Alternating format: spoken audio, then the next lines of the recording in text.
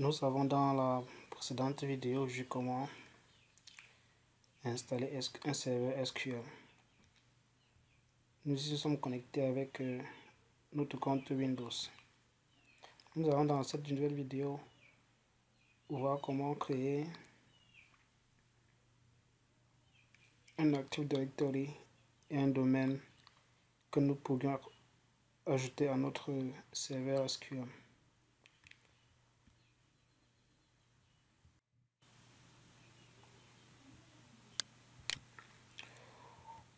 Pour créer donc notre Active Directory, dans le Server Manager, dans le tableau de bord, cliquons sur Ajouter un rôle.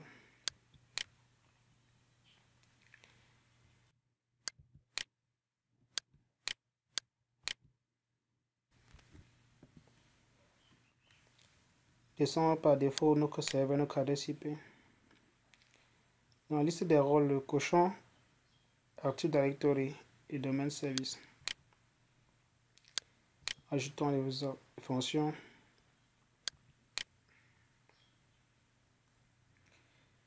Faisons une mise à jour de notre Net Framework.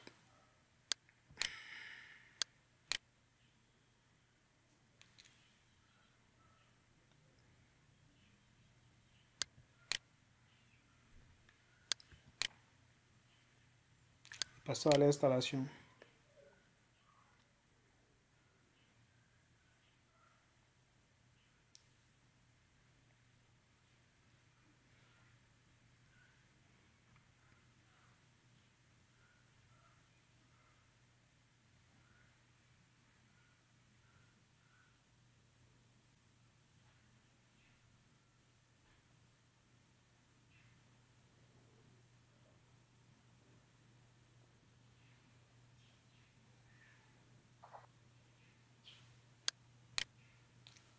L'installation étant terminée, nous allons poursuivre en allant à la petite alarme en haut et cliquer sur déploiement.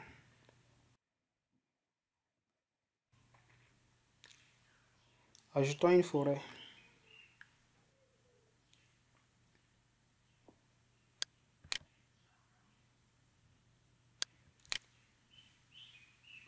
Saisissons notre nom de domaine. Ici c'est labo.cm. Ça peut être .com, .net, ainsi de suite. Cela dépend de nous.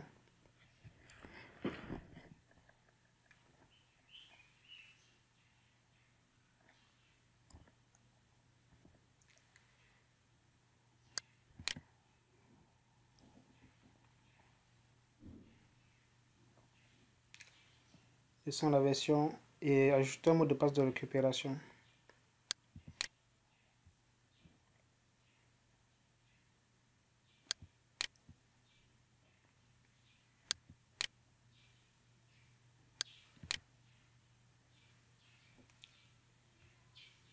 Le système va nous remettre notre nom de domaine NetBIOS qui est celui que nous avons saisi tout à l'heure, labo. Allons à suivant.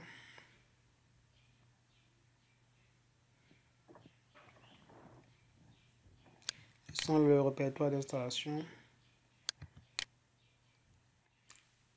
Le système va nous faire un résumé et là on voit que nous avons une erreur. Cette erreur est due au compte que nous utilisons dans notre session. Nous allons donc mettre notre compte en administrateur.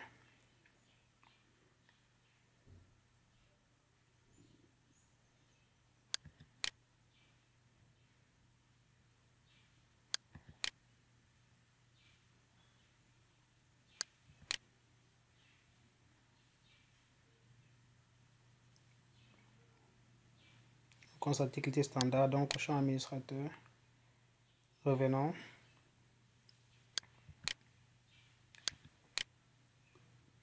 Mettons également un mot de passe pour le compte administrateur par défaut de Windows.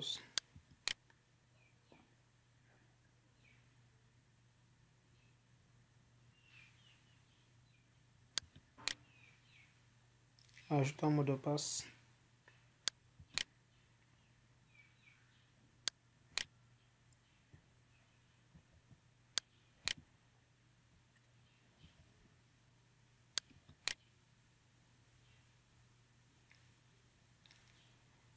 Créons également un mot de passe pour notre compte l'app.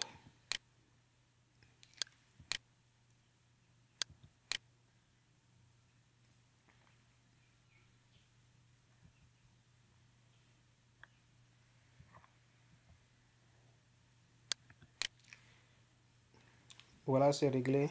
Revenons à notre installation.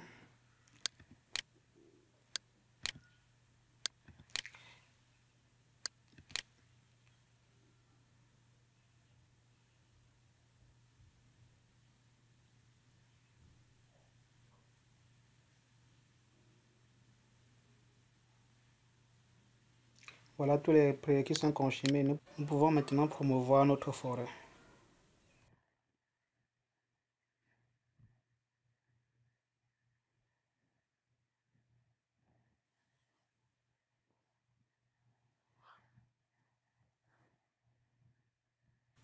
Voilà, c'est terminé.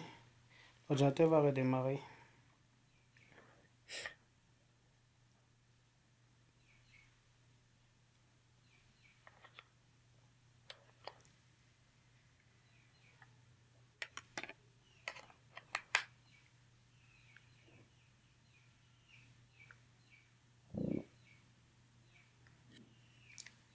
La prochaine étape sera de configurer notre DNS.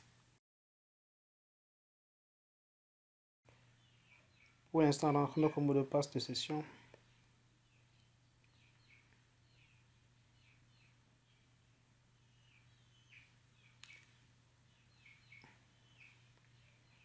Nous allons maintenant configurer notre DNS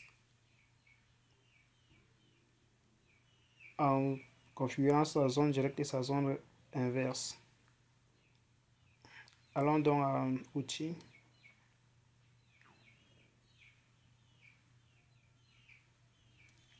DNS.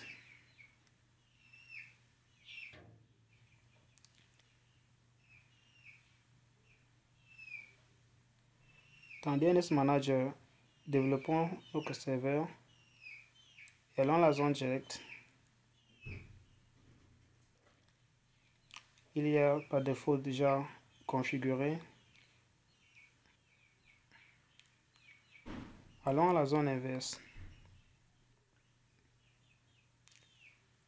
Ajoutons une nouvelle zone.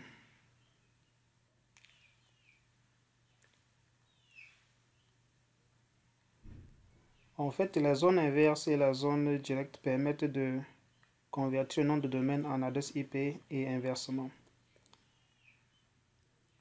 Voilà pourquoi il est nécessaire de configurer la zone directe et la zone inverse. Ajoutons notre adresse IP ou bien la partie réseau de notre adresse IP. Ici, notre réseau sera sur 24 bits.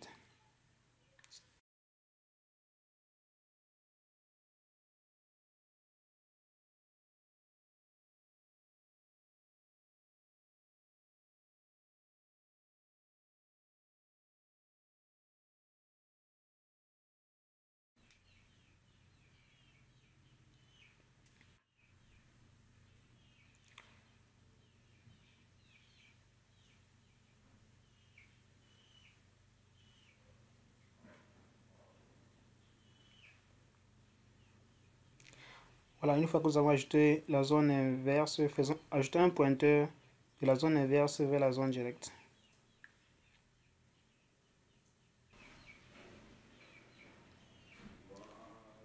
Recherchons le nom de notre hôte qui se trouve sur la zone directe.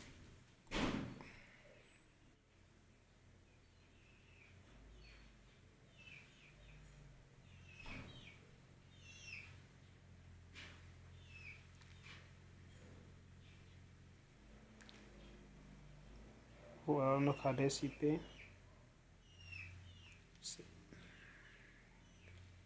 vous voyez que le nom de notre domaine est rempli dans hostname. Voilà, le pointeur est finalement ajouté. Nous allons terminer avec la configuration de notre DNS. Nous allons vérifier si tout est correct. Ouvrons l'invite de commande. Faisons un NS lookup sur notre adresse IP.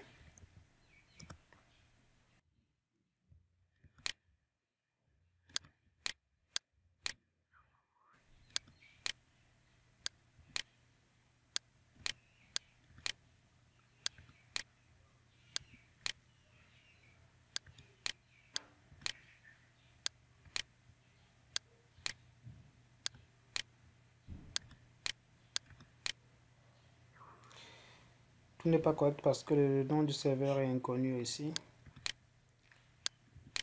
Faisons un lookup sur le nom de domaine.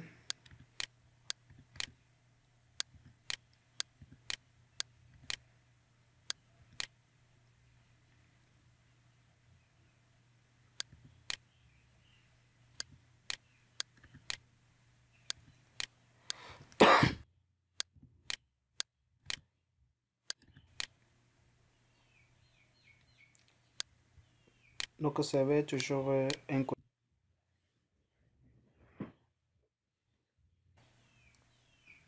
Pour corriger cela, nous allons aller à notre propriété réseau et décocher l'IPv6 et ne maintenir que l'IPv4.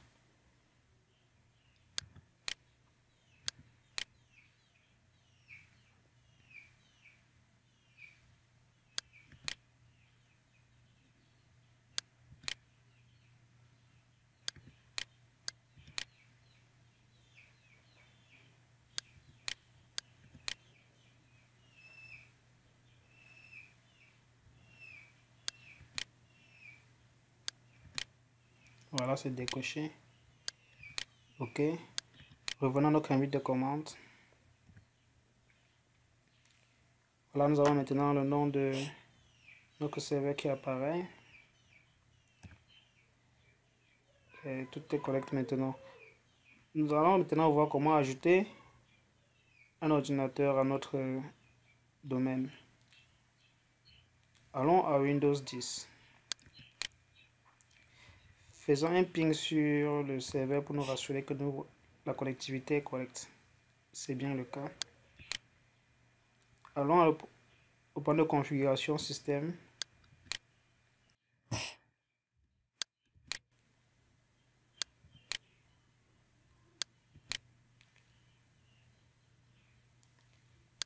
Modifions la propriété de notre ordinateur. Cliquons sur modifier dans la fenêtre qui est ouverte.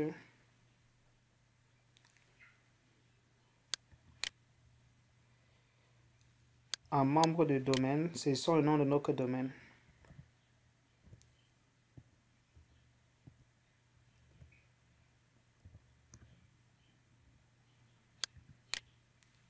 Oups, nous avons une erreur.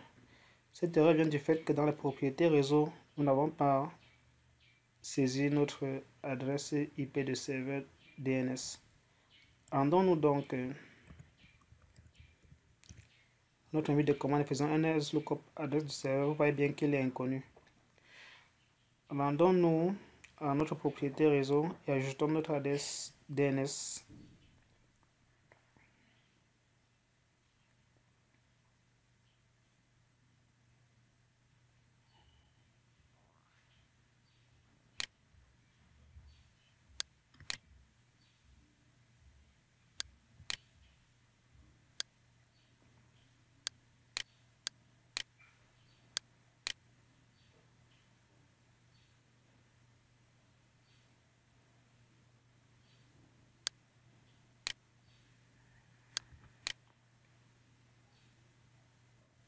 Donc, nous allons modifier la carte réseau.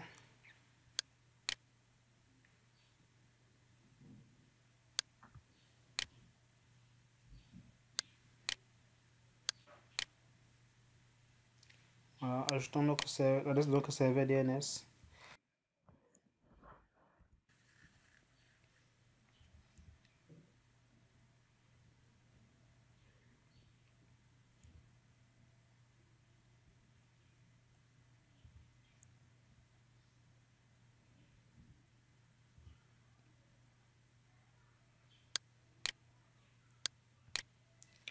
Redémarrons la carte réseau.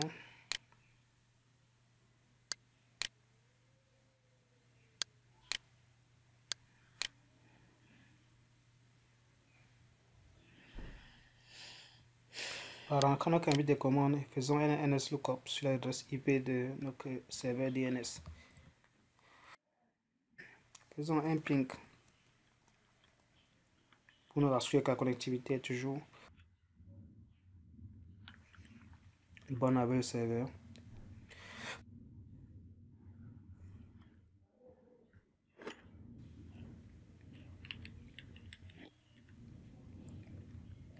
faisant NSLOOKUP pour nous rassurer que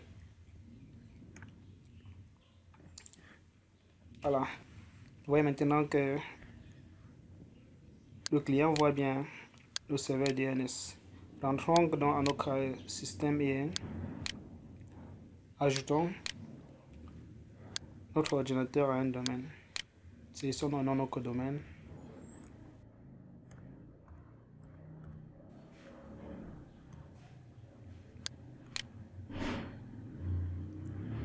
Voilà.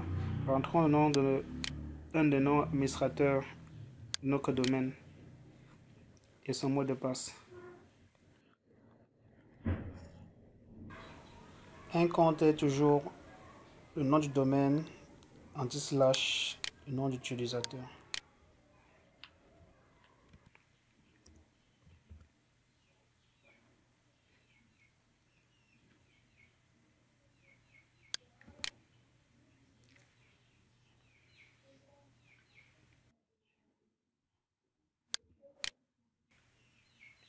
Nous avons maintenant joué notre ordinateur à notre Active Directory. Nous redémarrons le système.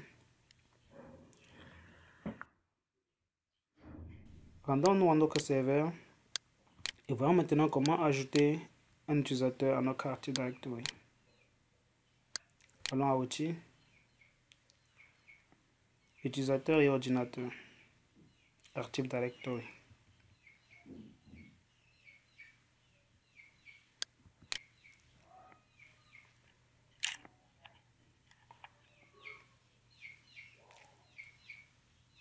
À notre serveur, déroulons et cliquons droit, Nouveau utilisateur.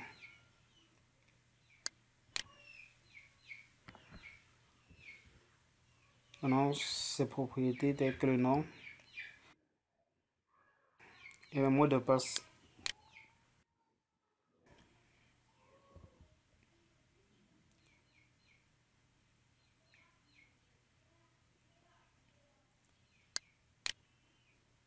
Et le mot de passe. Laissons cocher la case changement de mot de passe afin que l'utilisateur, sa première connexion, modifie le mot de passe par défaut que nous lui avions attribué. Voilà, nous avons ajouté un utilisateur. Entrons sur le poste client.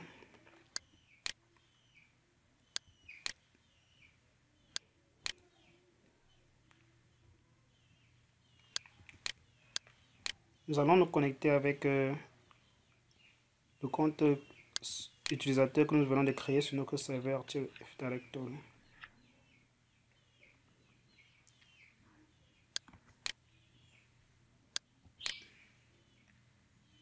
Saisissons le nom de notre domaine et le nom d'utilisateur.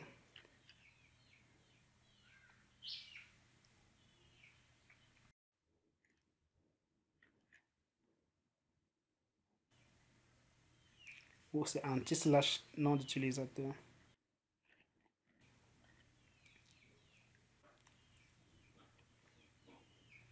Et le mot de passe par défaut que nous lui avions attribué.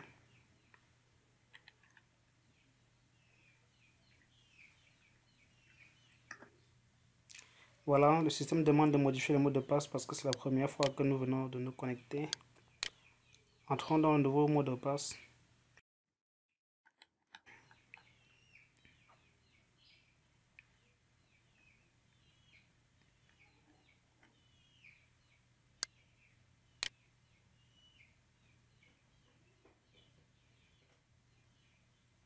Et confirmons son mot de passe.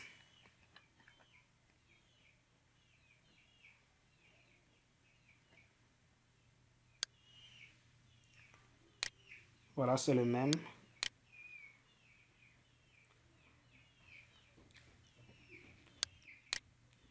Nous pouvons maintenant accéder donc à la session grâce à notre compte créé sur le serveur Active Directory et DNS.